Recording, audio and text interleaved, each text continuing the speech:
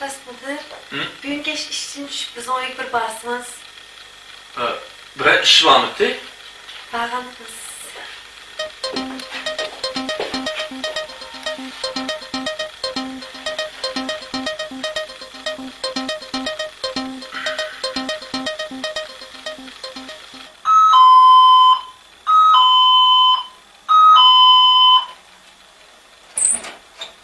Oy.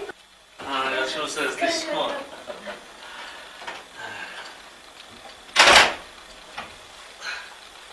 Ne yapalım? Uçakta mı? Ha, ayak.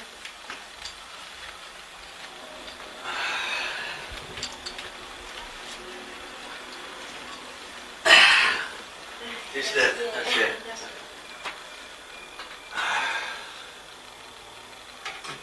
Kanca iş. Oy, rahmet.